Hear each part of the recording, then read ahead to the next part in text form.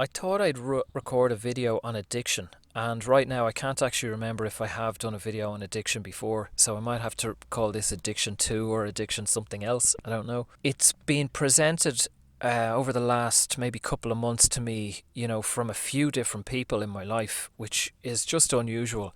I am an addict and I'm alcoholic. I'm sober, I think, about 18 or 19 years. I haven't had a drink or a drug. So I don't, I'm not really around addicts. I don't go to pubs. I'm not really around people who use drugs or drink heavily. It's just not my world.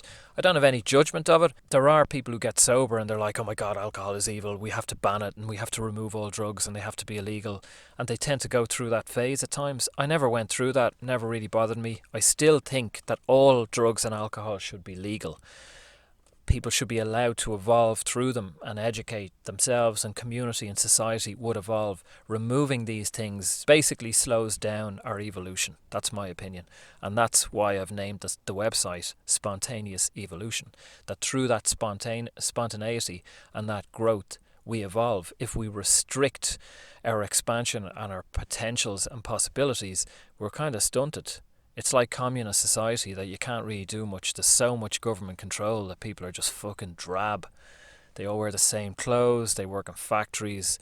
There's not really much chance to kind of set up businesses or have new ideas or go different places because everything is just repressed and monitored. So over the last few months, yeah, alcohol and a few people around me who may be listening to this or may not have been presented, and a couple of people I've worked with as well, directly and indirectly, have been affected, say, by alcohol and by drugs. Through medicine work, through ayahuasca and such, I've encountered some, as you know, if you've listened to any of my videos, I've encountered all sorts of demonic things and beings, some extremely aggressive. And of late, my point is, I don't really have any connection to addiction or alcohol now. I don't work with addicts or alcoholics. I don't fucking go to pubs. I don't go to AA meetings. I'm not. So it's kind of unusual that all this is kind of being represented through a good number of people over the last couple of months. It's like, why is this all kind of coming back? Why is this being shown to me? But what I've noticed as well very lately, and this started, well over a year ago, that through work with other people, we started to see that, if you like, alcohol has a voice and addiction has a voice. And I'll explain what I'm seeing more and realizing more of this that I hadn't seen before. Now, I understand there's a lot of people out there who smoke grass in the evenings and have a few drinks, and sure, there's nothing wrong with a few pints and all that kind of thing. That I'm starting to see just what I never saw before, that I kind of see that there's more to this than meets the eye. I was in a ceremony on Saturday, and very briefly a guy talked a bit about tobacco. And he talked about tobacco, that if I remember correctly, the entity or the being or the goddess or god appeared to him of tobacco. Now, there's pure tobacco, and then there's tobacco like in modern cigarettes that you buy over the counter, and they're filled with all sorts, like I think they have something like 1,000 or 2,000 additives to the tobacco. Flavorings like vanilla and cocoa and sugar and just minute. So that's what we also get addicted to. We're not just getting addicted to tobacco, we're getting addicted to all those chemicals and shit that are in it. But in a lot of cases, the tobacco is farmed by slaves in slave countries or slavery, so people really treat it badly, really bad conditions, broke. So their energy is going into the tobacco, and us in the West pick up our cigarettes. We're smoking all these chemicals and shit that's added to it, and then we're also breathing in and inhaling into our whole being the slavery or the torture of these people who are growing this and harvesting this tobacco. God or goddess of tobacco appeared and said, that's not tobacco. The shit in cigarettes is not real tobacco. So there's Mapacho tobacco, and there is various tobaccos that you can buy that are, pure. It's like wine. Most wine is just piss. It's full of chemicals, beer, alcohol. It's all just full of piss these days. But you can find, obviously, the purer, cleaner varieties. So the energy in alcohol as well, I would see as generally is piss. To be quite honest, there's a documentary I watched years and years ago called Mondovino. I think it's French, and it's about the wine industry. And they visit all different wineries in France and California and all over the world. And as it progresses, they show that, like the wine what would you call them? The wine reviewers, say, like these guys who have big names and hold sway and write for all the articles. They influence the wine world and the restaurants and what flavors are in this summer or season or whatever, and where is a good place to buy wine and all that kind of stuff. So the rest of the world, like people with big vineyards, are fucking paying total attention to them. And if they say that chestnuts is in and it has to taste like fucking apples, they go and they flavour their wine and they influence their wine. And what I took away from it is that, yeah, it's all piss. It's all, unless my ex-partner, her dad grows his own wine, totally organic, like up in tiny fields up in the middle of nowhere in Madrid. In no way, there's nothing added to it, but it's still wine. It still has the entity of alcohol within it. So my point is, I do consider alcohol generally piss. It's like McDonald's, or Coca-Cola. That's pretty much what it is. Full of sugar, full of all sorts of additives and all sorts of slop. So aside from that, though, what we started to see probably over a year ago was that when people would have a drink, we would hear a different voice from them.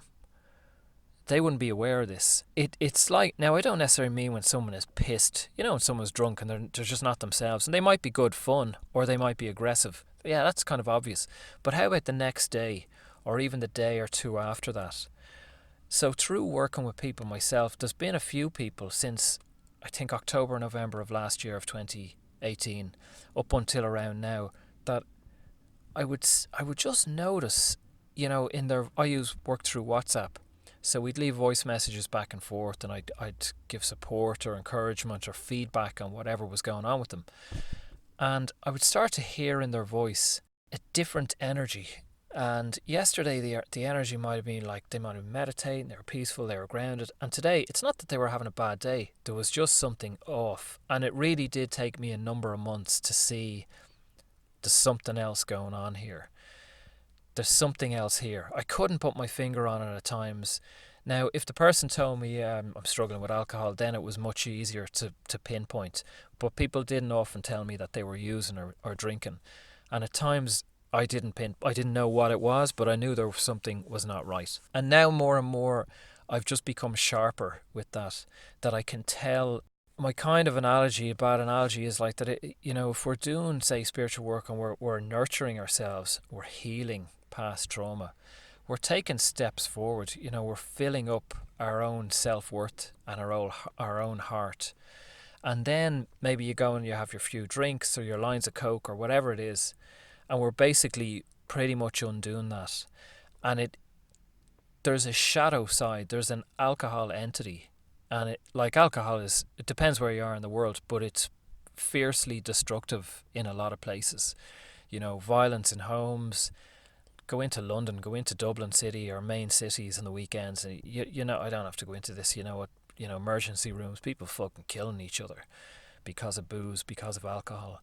But they're working with that. And yet it's so acceptable and it's so nice and it's so warm and all that kind of shite. Have a glass of wine.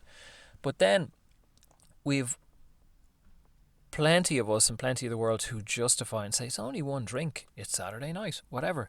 So the comparison is irrelevant. It's of no use to compare. I was working with a woman this morning and she said, she can cry in front of people and she can show herself, she can be vulnerable with people.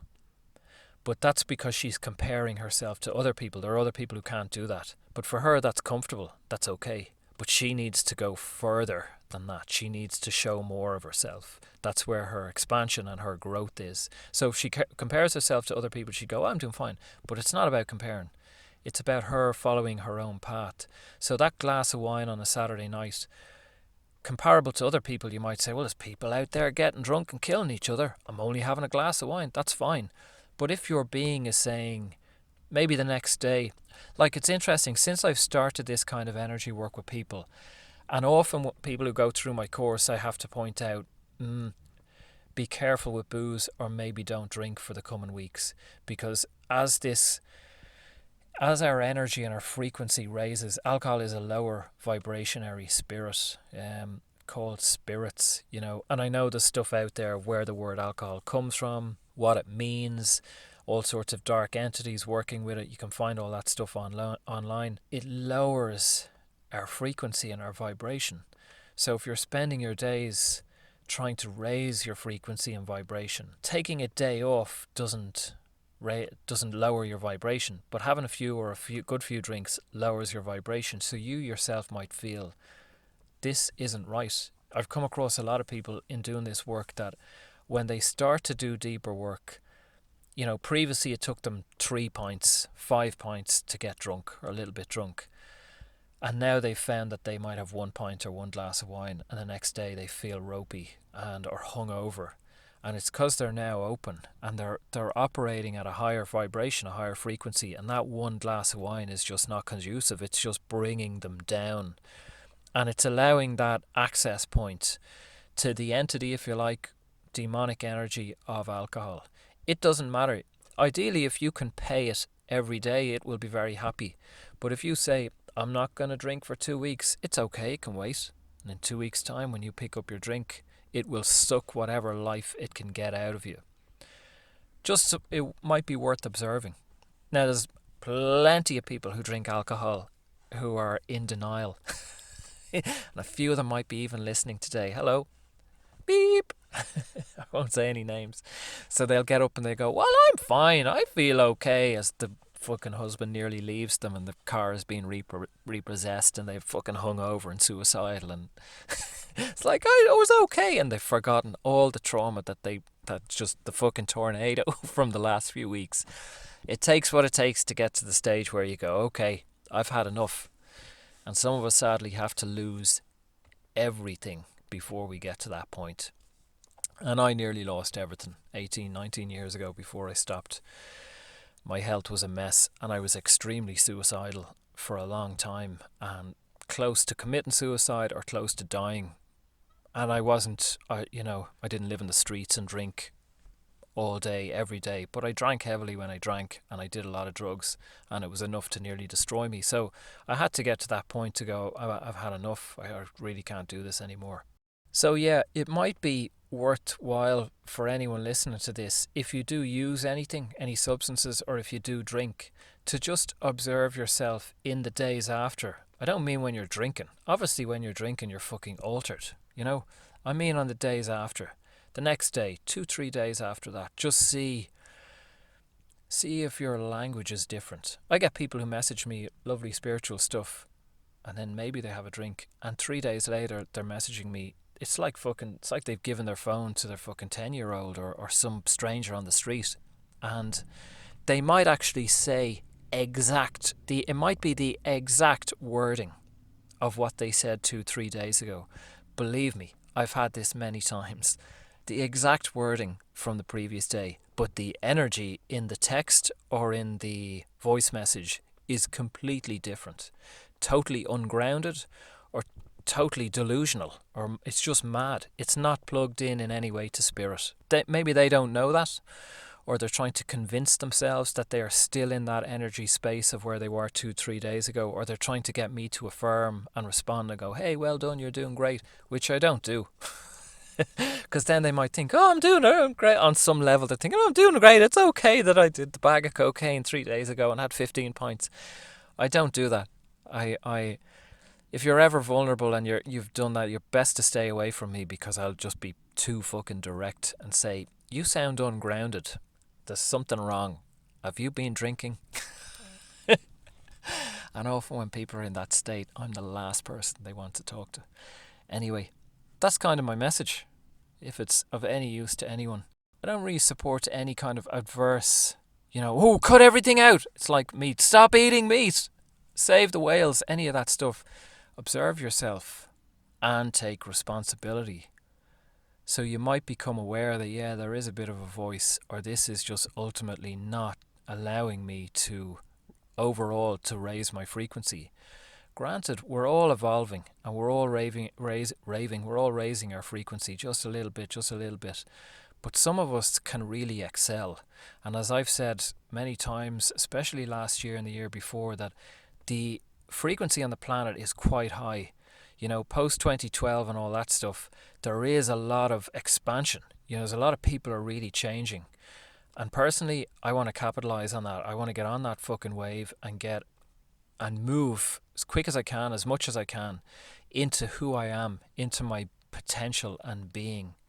So, yes, you are evolving, and yes, you're in a better place than you were 6 months ago. But maybe if you didn't have these crutches, you would actually expand a lot quicker.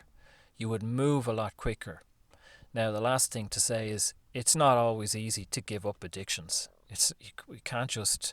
I do have understanding and empathy and sympathy for addicts and alcoholics because I am one. It's not a case of getting up in the morning and going, oh yeah, it's really unhealthy, I'm going to stop drinking. Kind of have to get to a point where we realize enough is enough. But I think that point comes sooner and clearer when we're actually honest with ourselves and not delusional. So if we can accept, there's a great quote that I'm going to try and find and maybe insert here. This is the quote from Gurdjieff. If you're going to escape from prison, the first thing you must appreciate is that you are in one. So if we're in the prison and we can acknowledge we're in a prison, well then we can start to work out of it. We can be honest with ourselves and start to observe and witness the pain that we're causing to ourselves or maybe others, and work towards a finish line and kind of drawing the line here and saying enough is enough.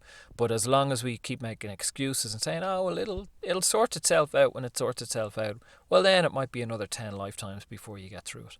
Anyway, thanks for listening. Few links below for our Instagram and my newsletter. I also have a meditation group which is free in an app called Insight Timer, and there's a group called Mindful Self-Talk in that app. Contact me if you can't find it and I can add you to the group. There's about 450 people now in that group, and the talk is on nurturing ourselves and our self-talk, being gentle, healing. So thanks for listening. Enjoy your day. Good luck. Bye.